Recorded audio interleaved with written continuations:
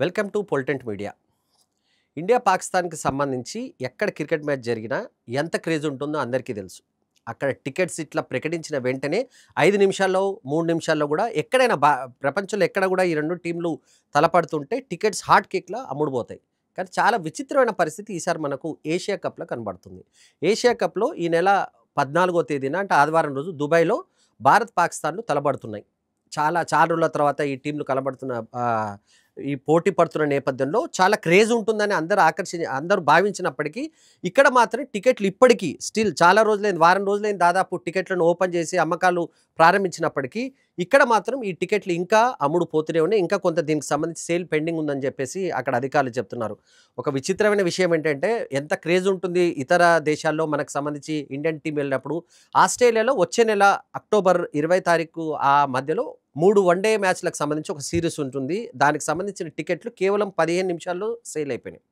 Indian cricket ఎక్కడికెళ్ళినా అంత craze ఉంటుంది. ఇంకా పాకిస్తాన్‌తో మ్యాచ్ అంటే అంత క్రేజ్ ఉంటుంది గానీ, ఏషియా కప్‌లో అది కనిపించట్లేదు. ఎందుకు కనిపించట్లేదు అనే అంశం పైన ప్రస్తుతం చర్చ జరుగుతుంది.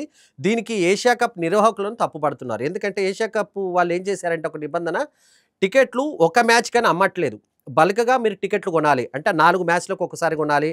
ఇండియాకి గాదు, ఏ టీమ్ ఆడుతున్నా గానీ ఒక 4 టీంలకు సంబంధించిన టికెట్లు కొనాలి. ఈ రకంగా కొత్త విచిత్రమైన నిబంధనలు తీసుకురావడంతో ఇండియా, పాకిస్తాన్ ఆడే మ్యాచ్‌లన్నా చూడాలి గానీ, ఇండియా వేరే టీమ్‌తో ఆడుతున్నప్పుడు గానీ, పాకిస్తాన్ వేరే టీమ్‌తో ఆడుతున్న మ్యాచ్‌లు మేమెందుకు చూస్తామని చెప్పేసి క్రికెట్ అభిమానులు కొంత నిరాశలో ఉన్నారు. ఈ టికెట్ల ప్రస్తుతం ఉన్న సేల్స్‌కి సంబంధించి కూడా కొంత ఆందోళన వ్యక్తమవుతుంది. నిజానికి ఎప్పుడు కూడా ఇప్పటివరకు ఇండియా, పాకిస్తాన్ మ్యాచ్‌లకి దేనికి కూడా టికెట్ల గురించి పెద్దగా చర్చ జరగదు. ఎందుకంటే అంత ఫాస్ట్‌గా అమ్మకాలైతాయి గానీ, ఏషియా కప్‌లో ఆ పరిస్థితి కనిపించట్లేదు. కారణాలు ఏవైనా గానీ కొంచెం క్రేజ్ తగ్గిందా అనే అంశం ప్రధానంగా చర్చకు జరుగుతుంది. ముఖ్యంగా స్టార్ ప్లేయర్స్ విరాట్ కోహ్లీ గానీ, అదేవిధంగా రోహిత్ శర్మ లేరు అనేది కూడా కొంత చర్చ ఉంది. అదేవిధంగా పాకిస్తాన్ టీమ్‌కి సంబంధించి ఒకప్పుడు ఇండియా, పాకిస్తాన్ అంటే ఒకప్పుడు పాకిస్తాన్ టీమ్ స్ట్రాంగ్‌గా ఉండేది. ఇండియాతో గట్టి పోటీ ఇచ్చేది. ఇప్పుడున్న పాకిస్తాన్ చాలా చిన్న టీమ్‌లతోని కూడా ఓడిపోతుంది. ఒక రకంగా ఇప్పుడు ఏషియాలో ఇండియా తర్వాత నెక్స్ట్ బలమైన టీమ్ ఏదంటే అది ఆఫ్ఘనిస్తాన్ పేరు చెప్తున్నారు గానీ పాకిస్తాన్ పేరు చెప్పట్లేదు. సో, పాకిస్తాన్‌తో మ్యాచ్‌లు ఆడే విషయంలో ఇండియా, పాకిస్తాన్ మ్యాచ్‌లకు సంబంధించి కొంత క్రేజ్ తగ్గిందా అనే చర్చ మాత్రం జరుగుతుంది. ఏషియా కప్ టికెట్ల వ్యవహారం ఏదైతే ఉందో దాన్ని బట్టి ఈ అంశం మరోసారి స్పష్టమవుతుంది.